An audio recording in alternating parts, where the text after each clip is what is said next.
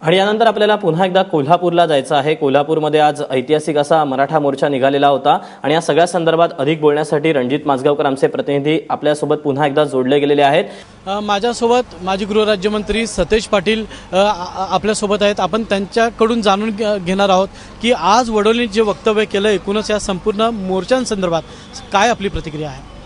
प्रथमतः त्यांच्या या वक्तव्याचा मी निषेध करतो।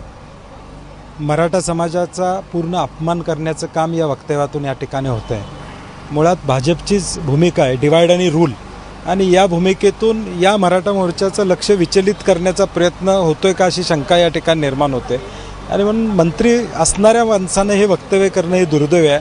पुरोगामी राज्याला शोभणारं वक्तव्य नाही, किंबहुना मराठा समाजाचा अपमान झालेला आहे। बडोलेंनी त्वरित राजीनामा द्यावा अथवा मुख्यमंत्र्यांनी त्यांचा राजीनामा घ्यावा, किंवा भाजपनं या वक्तव्याचं समर्थन भाजप करते का ही भूमिका या ठिकाणी स्पष्ट होणं गरजेचं आहे। कोल्हापूरचे छत्रपती संभाजीराजे हे राज्यातले खासदार एकत्र घेऊन पंतप्रधान नरेंद्र मोदींना भेटणार आहेत। तुमचं काय मत आहे की आमदार खासदार यांनी भेटावं का अन्य कोणता मार्ग स्वीकारावा? नाही, ह्याला राजकीय झालर देण्यापेक्षा मला वाटतं की हायकोर्टामध्ये जी केस चालू आहे त्या केसमध्ये राज्य शासनानं जे प्रतिज्ञापत्र देणं गरजेचं आहे ते कायदेशीर व्यवस्थित दिलं तर आरक्षणाचा प्रश्न मार्गी लागायला फार वेळ लागणार नाही।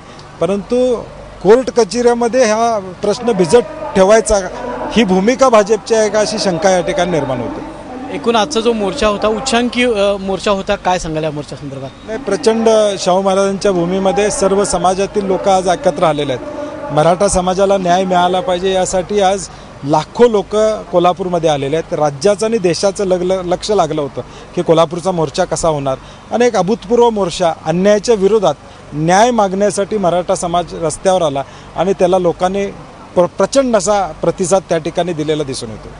एकूणच आजचा जो मोर्चा झालेला आहे या मोर्चानं दाखवलेला आहे की राज्यात सर्वाधिक उच्चांकी जो आकडा होता तो पार केलेला आहे। आणखी जे आरक्षण आहे हे आरक्षण खासदार असतील मंत्री असतील यांना भेटून तर आपण मागण्या देणारच आहोत, पण कायदेशीर जी लढाई आहे ती योग्य रीतीने लढावी अशा पद्धतीचं म्हणणं माजी गृहराज्यमंत्री सतेज पाटील यांनी व्यक्त केलेलं आहे।